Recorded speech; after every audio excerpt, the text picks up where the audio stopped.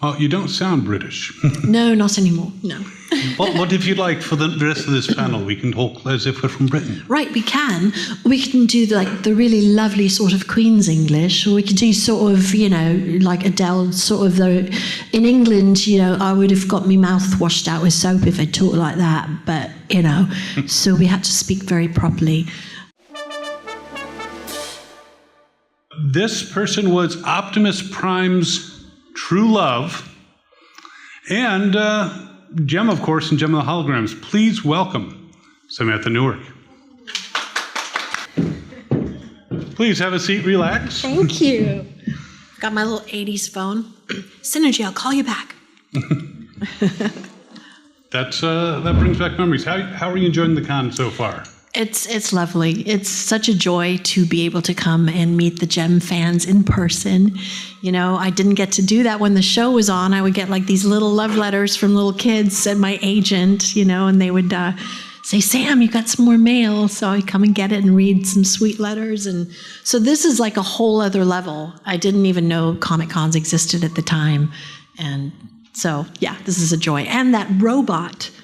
Oh my gosh, did you see the robot? I have not seen the the silver robot. So right where my table is this epic guy in this incredible, I don't know, he's 10 foot tall, silver, fully mechanical robot doing a press conference telling the world that we all need to just love each other. And I was just it was amazing. You never know what you're going to see at a Comic Con. So this is pretty cool. Out of the mouths of robots. Yeah. So I do have to ask, way back in the day, how did you actually get into voice acting? So it was just really through an agent. I grew up singing professionally since I made a record when I was, started singing professionally when I was 7, made a record when I was 8, and eventually moved to America. I'm British, and got signed to a huge agent on the East Coast called ICM, and I was the youngest person there, and they kind of didn't know what to do with me because, I was 10. What do you do with a 10-year-old? But they put me on the state fair circuit, and I was opening for, I opened for Pat and Debbie Boone and Eddie Rabbit and all these big people. And then eventually, because I was auditioning for huge films, but they'd sign me to their film department, and I'd never acted before. So I was auditioning for Endless Love and all these things. So it made sense eventually to go to a smaller agency because I was a really small fish in a big pond. So I went to a more boutique agency, and she started sending me out for commercials, and I was auditioning. I screen tested for Days of Our Lives, and I screen tested for A Little House on the Prairie, and it was between Justine Bateman and myself for Family Ties, and so that's what I was doing. And then my agent had a voiceover department, and at the time in LA, the voiceover world was very niche.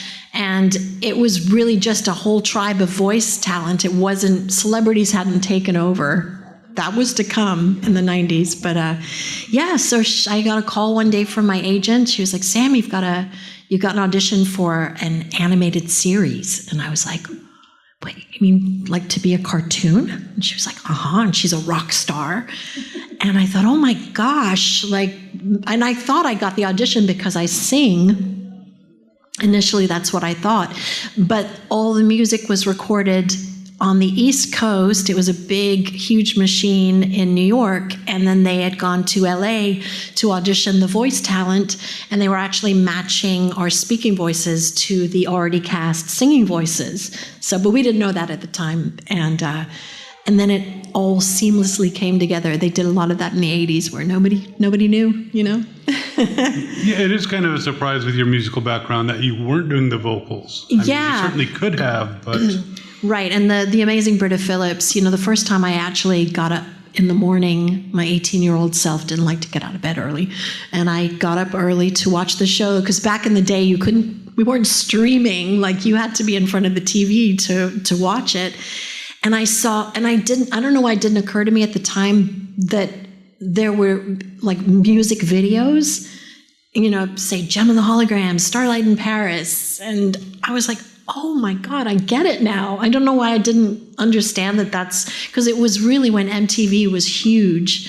And so it was the era of MTV and music videos. And I was blown away. When I heard the theme song, I was so excited. I was like, oh my God, this is amazing. Yeah.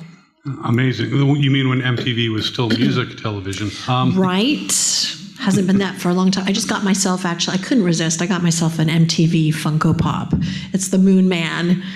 I was like, I grew up with MTV. I remember seeing Billy Idol for the first time and being like, oh my God, what's happening? All these British, and it was such an incredible time. Incredible time. Oh, you don't sound British. No, not anymore. No. What if you'd like for the rest of this panel? We can talk as if we're from Britain. Right, we can. We can do the really lovely sort of Queen's English, or we can do sort of, like Adele, sort of in England, I would have got my mouth washed out with soap if I talked like that. But, so we had to speak very properly. Maybe we should just stick to the American English. That might be better. I have a cool voiceover story about my British accent we can talk about at some point. Oh, absolutely. But with the voice work, were you like an ensemble cast in a room all together? Yes. What was that like? That was incredible. We were so fortunate. They really, we used to laugh at people where, there was a saying in the voiceover world of like, oh, they phoned it in, so which kind of meant like, not too serious, they phoned it in, it doesn't sound that great or whatever. That's the language that I was hearing. And now, literally, that's what you do. You're in a studio by yourself. Most people have a home studio, and you're not with other actors. And that's the bulk of the work, is you're not with anybody and you're coming up with it all yourself. But it was like radio theater. It really was. I'm standing next to Patricia, who played Pizzazz, and she's like screaming at me and like flying her hands around, and then I'm like, reacting to her, which was what an incredible way to work, because you capture something like really real, because you're playing off of each other and each other's energy, and you're not having to come up with everything yourself. Yeah, those were the days. Were there times when people were a little bit? I was going to take this off for a second because no, I won't wear it's wrapped pretty good. No worries. I won't undo it. I blame Randy. It's okay. So were there times when people were joking around when your suit had been working and, Yeah, that happened a lot. And I have to say, I think one of the main reasons I was cast as Jem is I was pretty sheltered, even though I'd traveled so much and I'd been a performer since I was a little kid. I was still pretty naive and earnest and, very, I really embraced this Pollyanna archetype. And they used to make fun of me. I would come in for my session, they'd be like, oh, here comes Pollyanna, the good-heartedly, like they were never mocking me or anything. But what was your question? I kind of went off on a tangent. Well, just were people joking around, making... Oh, yes. Oh, my gosh. So there were some troublemakers in the cast. Charlie Adler, who played Eric Raymond in Tech Rat, he and Patricia, they're so funny, and it was, they were like in their 30s, and they would just be bantering back and forth, and they'd flub a line, and Patricia was known for her expletives when she screwed up a line, so these price words would be coming out of her mouth, and I would just be sitting there like, oh my God, you can do that at work? Like, I was so shocked that this was what was going on. And then Wally Burr, the director, the wonderful Wally Burr, who directed like thousands of incredible shows, he'd have to kind of wrangle everybody and get us all back to work. But yeah, I felt like I was just dropped in the middle of this incredible cast and an amazing director, such talented people, and just to be able to kind of cut my teeth in animation with those people, I still kind of have to pinch myself because it was pretty epic. I learned a lot. I really did. And then you got to be on another Wally Burr show, The Transformers. Right. In two roles, you were Ariel, and then you were Elise later on. Yeah. making all kinds of stuff. But Making robots. yes. Were you aware that you now have a Transformers toy? Yes, the box set that came out. It's so cool. Yeah, I know. It's so strange. It's so strange. I look at my life and I'm like, oh my God.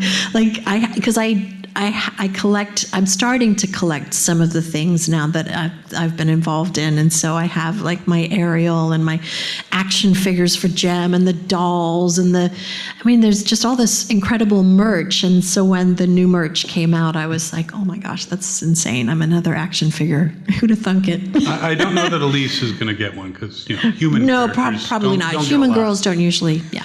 But we do have a microphone over here. If anyone has questions, feel free. I could talk to her all day, but you might have some questions you want answered, so please line up. Don't be shy.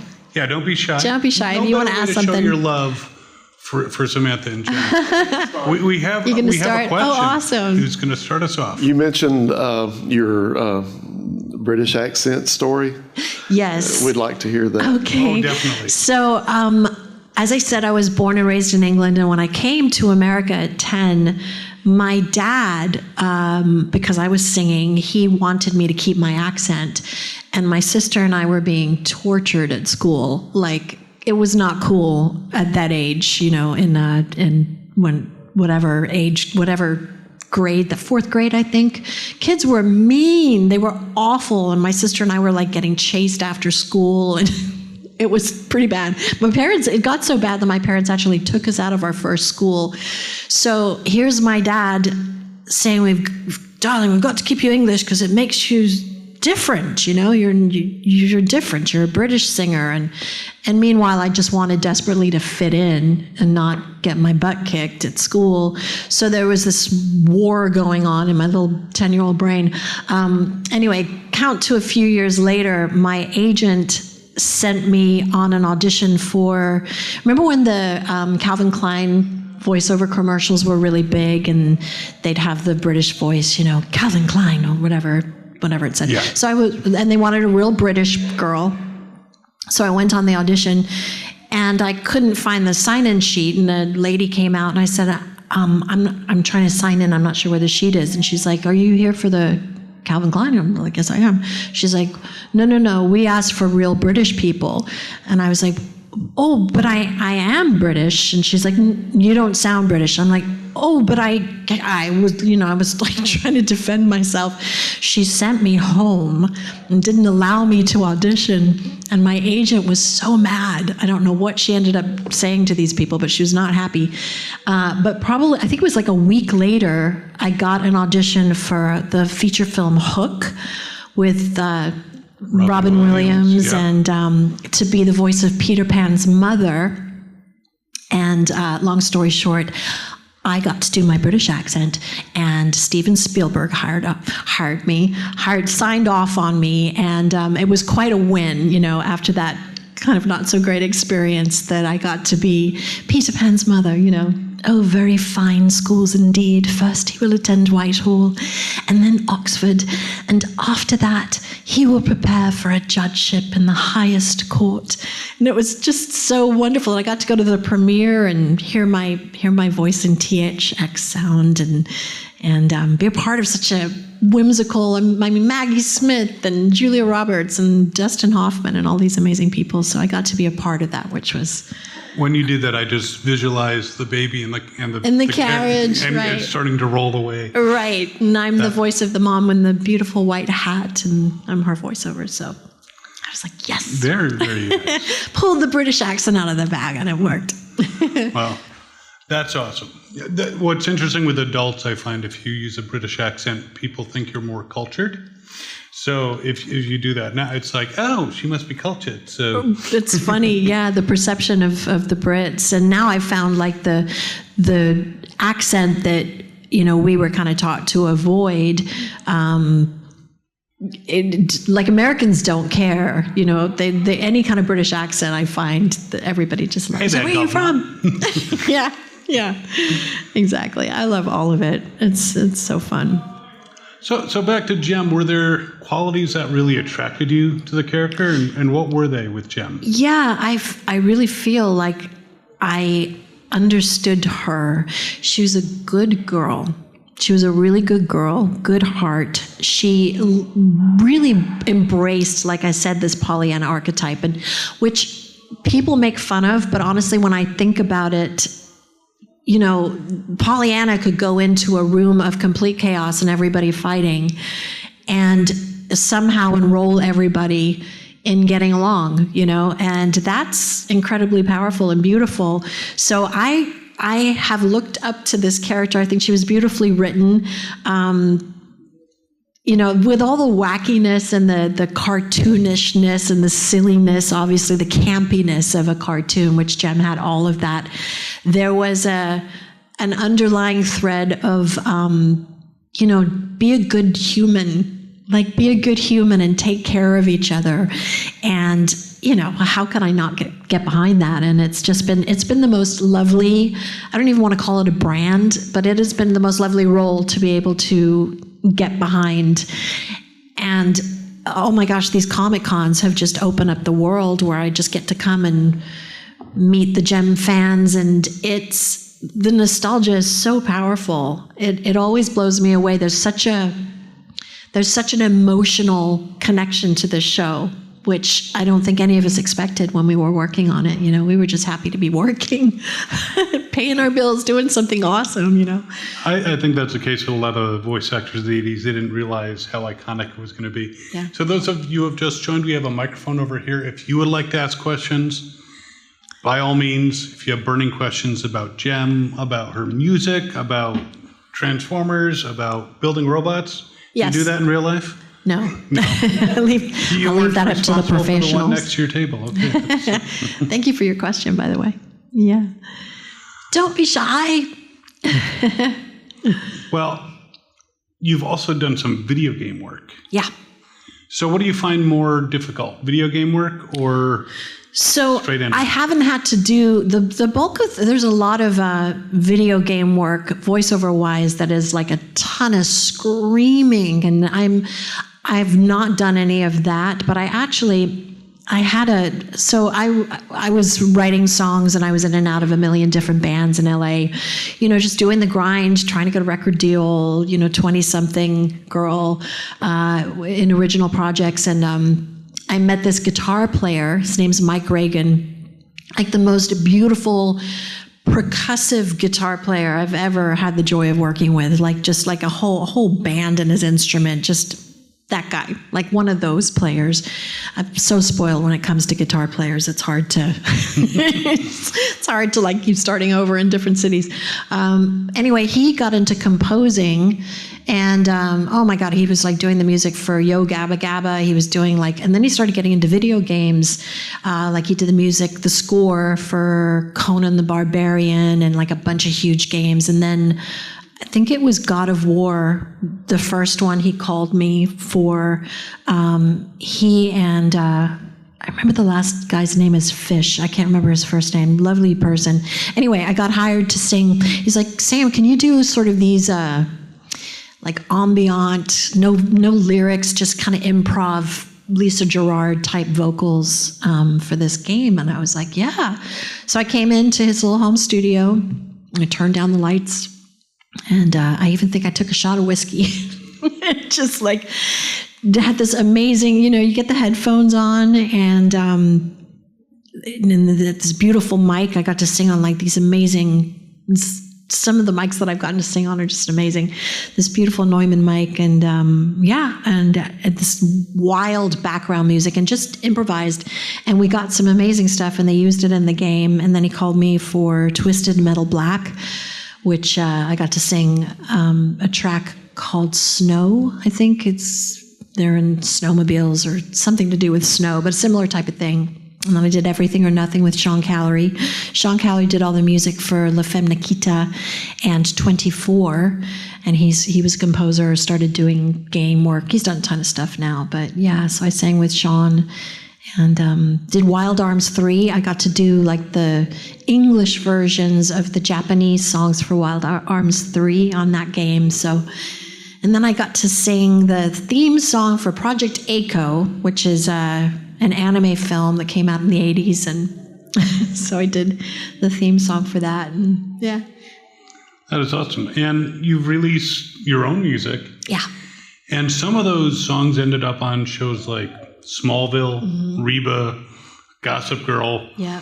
What do you think made your music so attractive to these type of like mainstream? The licensing world, yeah, that was really fun. I started off doing, I did a lot of session work. I was a session singer in LA, so you get hired by songwriters who, already have licensing deals or they're pitching their stuff for film and TV. And I worked with this woman, Michelle Weiss-Maslin, she's got thousands of cuts. She won an Emmy for one of her songs.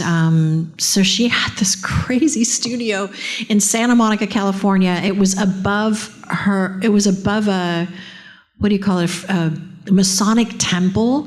So it was so strange. And so I would go to a session and I would have to walk through like people having a Masonic dinner and all their like regalia, be like, excuse me, pardon me, I'm just going upstairs to the studio. It was so bizarre.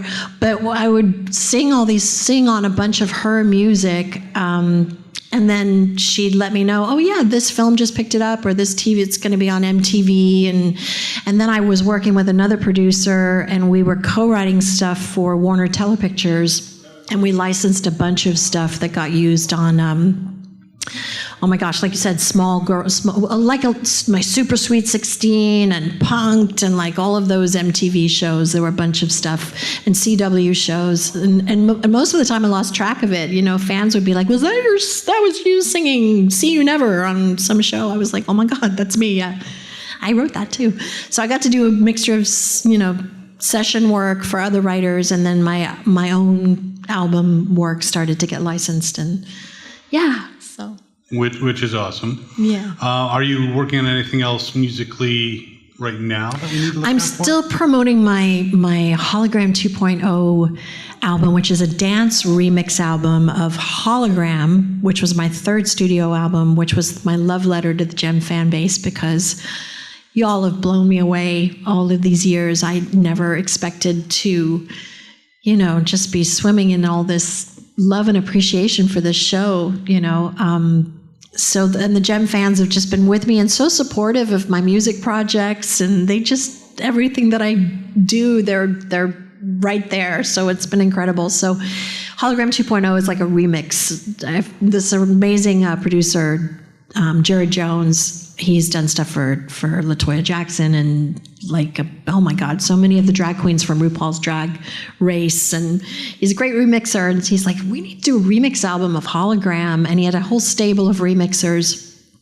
And they just took the work and then we did Pink Vinyl, which was super fun. So yeah, so that's my latest album, and I have a million songs that are not produced yet, and I'm ready to start recording again. I want to do something. I actually want to kind of go. It's kind of a full circle moment with my little artist heart, going back to where the songs first started. I was such a Lilith Fair girl.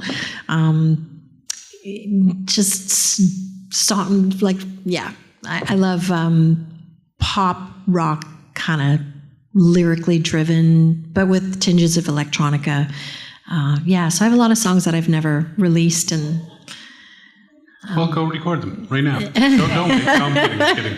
Yeah, you couldn't wait till after the pandemic. Right. It's going to be a lot more. It's going to be a lot more intimate, I think, than a dance record. I mean, I love it all. It's so much fun to do all kinds of things, but that's kind of what I'm hankering to do.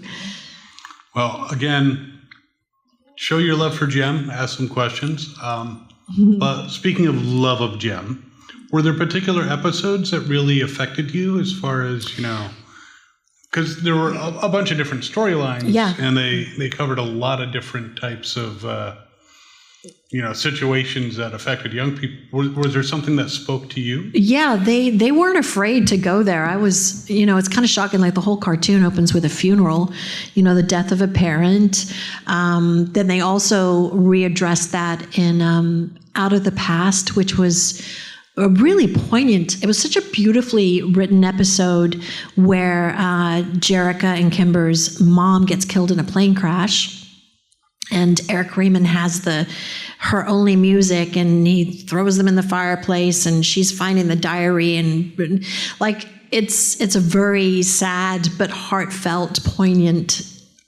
And I'm just like, wow, this is a cartoon. Like, what is happening? You know, I just love that they weren't afraid to explore subjects like that, not talk down to kids. There was another episode with Laura, who was taking drugs, taking pills. I think it was pills. I don't know. I just remember she's on the side of a building going, I can fly.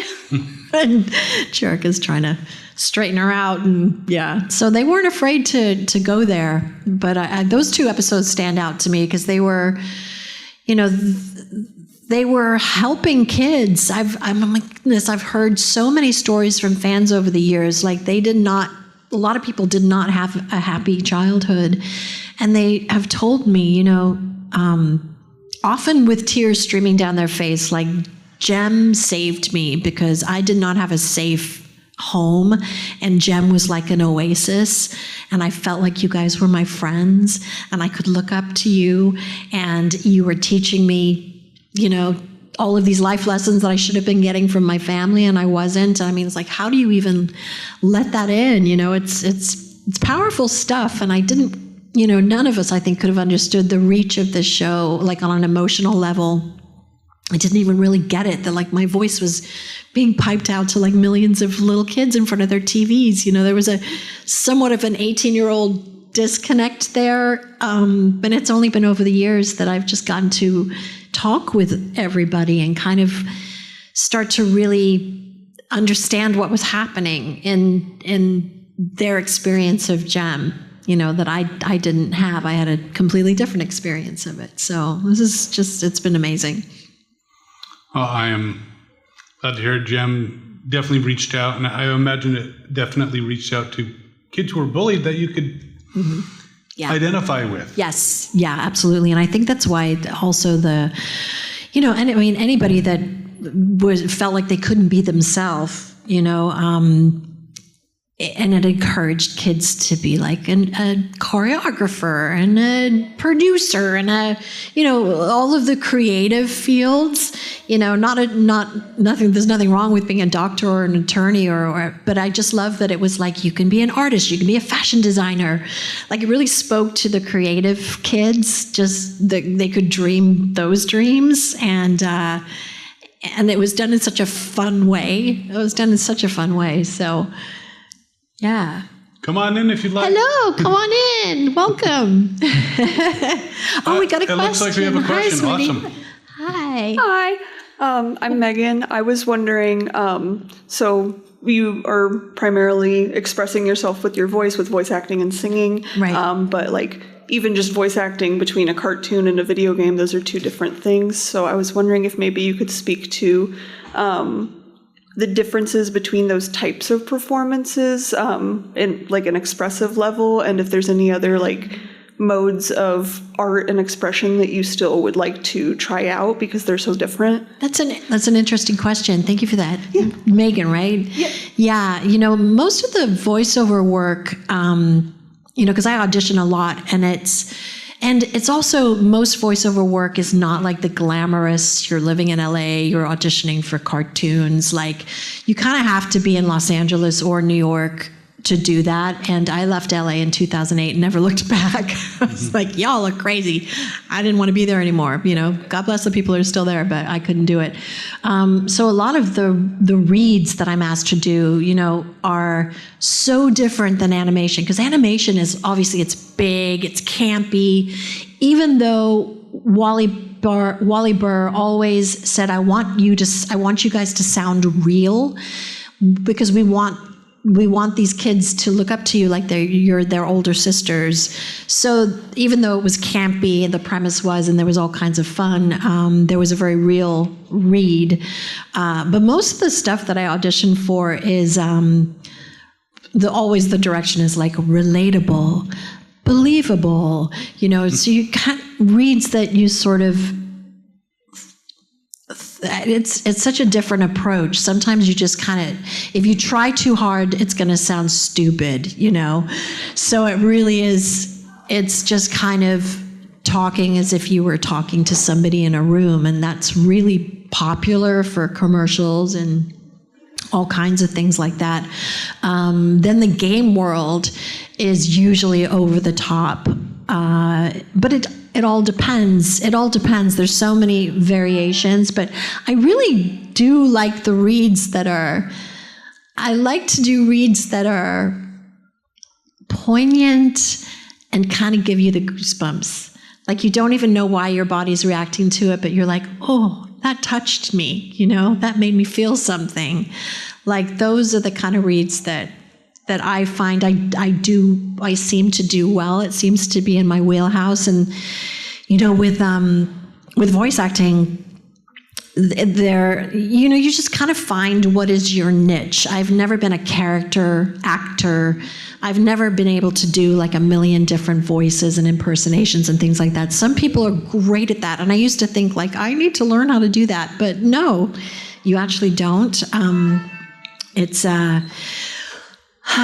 more of find what you're good at, and that is what that's your niche, and that's great, you know. So it's taken me a while to kind of uncover the kind of things that I feel like I really where I shine, and other things that not so much.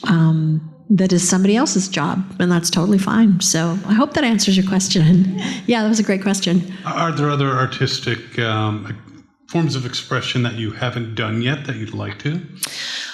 Oh gosh, you know, I mean, touring as a musician is really expensive, and I would just, you know, if I won the lottery, I would hire like the sickest, most amazing band, and I would go on the road probably for like 2 years, and I would just play my butt off, and like that, I kind of got to live out my real rock and roll fantasy. I moved to Dallas, and I was one of 3 backup singers in a Pink Floyd epic tribute band out of Dallas, Texas, and it was the sights and sounds of Pink Floyd. We were called Bricks in the Wall, and there were like 15 of us. So it was a huge production. We had the whole laser light experience, and we had like original sound design from the movies, and we had we used to sell out like the House of Blues venues from Dallas all the way down to New Orleans, and like the most epic musical, I would say, probably of my life, because I've always been a really huge Pink Floyd fan to begin with, and then to like play with these incredible musicians and get to sing great gig and have like, you know, a sold out house like singing along with you with their phones, you know, used to be lighters in the 80s. Now it's everybody's phones. But yeah, like it's so funny, the trajectory of my life as a little girl that just wanted to sing. You know, my dad would always say, you never know where your good's going to come from. And he's been right. You know, I've just said yes to opportunities, and they've taken me in so many crazy directions. I never thought I would be auditioning for a cartoon series, having come from my background. And then here I am talking to you lovely people today, and it's the 40th anniversary next year. And it's like, oh my God, this is so wild and so cool. Like, I'm really grateful. So speaking, though, of opportunities you said yes to, and Jem, you actually did a cameo in the Jem and the Holograms live action movie. How did that come about? So John Chu, I don't have a Twitter account right now, but John Chu reached out to private message me on Twitter. I'm glad I had an account because I would have missed it. And he was like, hey, we're doing this movie, and we'd love to write something for you. We'd love to be a part of it. And I'm like, how can I say no to Jem? The Jem fans have been wanting this for, you know, decades. So anyway, a lot of people, we know what happened with the Jem movie. I think the trailer missed the mark because it didn't show hardly anything. And before fans gave it a chance for what, they were boycotting it. I remember William Shatner tweeting, "What? No Gemstar earrings, no synergy?" I was like, what is happening? Because I had toured the Misfits set and I knew that Kesha was pizzazz and that there was synergy, and John Chu, the director, wanted her to evolve, and I think Hasbro was only letting him go so far, but if the film did well, he was gonna, because he grew up with Jem. He loved it. He had 5 sisters or something like that. So yeah, it was disappointing that it wasn't given a chance, but I get it also, because this is such a beloved property that you just don't mess with it. You do not mess with Jem. Unless they had done like a cartoon and brought a bunch of us original voice actors back and had Christy Marks, involved in the writing. It's hard to create that magic again, and people are super protective of it. But I always think that it's like a multiverse. It's like a Jem multiverse. You've got the comic books, and you've got the movie, and you've got the cartoon, and you've got the music and the doll culture and the collectors, and just like, it's just a multiverse of Jem wonderfulness. So no hate to any of it. It's all got its place, and it all makes people happy. So I am kind of picturing William Shatner being like, "I don't see the earrings. What's going on?" Yeah. Exactly. Yeah. So we only have a few minutes left. Any final questions? Don't be afraid. Don't be shy. Don't be shy. She doesn't bite. I haven't been bitten once. Exactly. Yeah. And also, you can get the Hologram 2 album at her table. She's got them available. So, Yes. And she signs them. I will say, I don't know, for the people that haven't heard, there is a new Jem doll that's just been unveiled. You already know about it. I think it's Diamond Select Toys, and she's beautiful.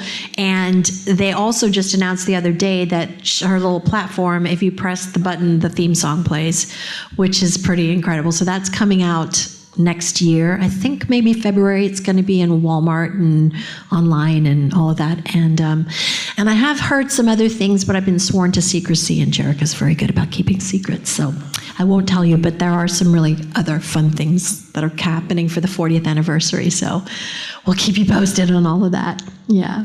Got to respect the NDA, but yeah, stuff to look forward to. So you talked about meeting all these fans. Is there particular experiences that you've had that really spring to mind, like I don't know, someone showing up in a full Jem costume, or that always blows me away. And yeah, like I remember going to, where was I, like Dragon Con or something, and I suddenly see like a sea of colored hair and like big hair, pack, and I'm like, I think that's for me. I think they're coming this way. And it was like the Misfits and the homage to the show with cosplay, because people ask me, do you ever dress as Jem? And I'm like, no. Like the cosplayers take it to a whole other level. And it's so fun. I mean, who doesn't want to relive their childhood? It's precious. It's, when we weren't weighed down by the insanity of the world, hopefully. And, yeah, I remember getting to meet the voice of Scooby-Doo when I was doing Jem, and I about cried because he said Samantha in his Scooby voice, and I just it was, full stop, like, thank you, I will never forget that, So it's beautiful to be, I kind of feel like I'm an ambassador for this beautiful show, and I get to kind of run around and meet the grown-up Jem fans now, and they're introducing me to their children, and the hashtag the next generation. You got a question? Yes. Yeah. I was just wondering, what's the best advice you could give to somebody who may be interested in getting into doing voiceovers for the commercials or cartoons or whatever? Yeah, the business has changed so much that it is really amazing now. First of all, voiceover definitely is acting, so getting in an acting class is great. But even like a voiceover coaching, acting, definitely get involved in learning the craft of, because so much of voiceovers, it's like, I get people that come up to me at my table and they do these amazing voices. But what I've learned and what I had to learn earlier on when I was working so much was that it's half of it is listening, half of it is taking direction and absorbing. You know, I'd go do like a 30-second spot for like Susie's Deals or, you know, McDonald's or whatever commercial. And so you'd read the copy, and then the director would be like, great, okay, so you were popping on this word, and can you like reel it in a little bit here, and then just like throw that line away a little bit more, and then we need a little more volume, and don't just watch your S's. Okay, go. You know, and you literally have to be listening to all of that direction and then be able to retain it and follow direction. That's a huge part of the work. But it's so fun, and there are a million tutorials on how to get into voice acting. I even have two amazing people, because I had to build a home studio and I didn't know what I was doing. I've never driven the ship before, producing my own, recording my own spots, editing, all of that stuff. So I got in touch with Bill DeWeese, and his son helped me remotely set up my sound for my studio. And I've been asking for help, you know, on this new journey of like, I don't get to go to the big studios now. I don't live in LA. It's all done in our homes. But the brilliance of YouTube, I cannot express that enough. There's so much available. You know, I want to be a voiceactor.com, I think, is a great where to start. One of the big voice actors, can't think of his name, started it because he would get asked that often. It's great work. D. Bradley Baker. What was that? It's D. Bradley Baker. Yeah. That's it. Yeah, and he breaks it down. Website. Yeah, and it's all at your fingertips now, so you don't have to be like falling in the ditches like we did before the internet. It's like right there. And I would, if you have a passion for it, I would really encourage you to go for it, because the work is great. It's really a lot of fun. It's not for the faint of heart, because it's mostly auditioning and mostly rejection, and you have to have a thick skin. But you do it because you love it, and you keep showing up over and over because you can't not do it, and because you love the work. And so, yeah. Yeah. Thanks for your question. And there's also books out there. Debbie Derryberry Yep. did a book on how to be a voice actor. So lots of resources out there. Tons, yeah. And lots of platforms too that you can audition. Some are paid for play, some are not. And you know, lots of people that do professional demos, and you know, there's so many avenues, audiobooks, all kinds of things like that. So yeah. Have you thought about doing audiobooks? Yes, I've just been struggling with my sound in my studio. I'm almost there. It's a whole thing, you know, like the floor sound has to be 60 dB. I don't know these things. I've never had to do any of that stuff, but I'm definitely getting there, because I'm getting shortlisted for things, which is fun. It's like they like me. They really like me. So I think we all like you, and we've liked this time together. Thank you so much for spending. Any final questions? You. Going once, going twice. I'm going to let you go back to your table, but thank you so much for spending this time Thank you with us, so Samantha. much. Thank you for coming, you guys. I appreciate it. It's so sweet. Please visit. Show's over, Synergy. This is Kari Walgren, and you're watching Fandom Spotlight. Be sure to like and subscribe. Plus, remember to have fun and follow your fandom.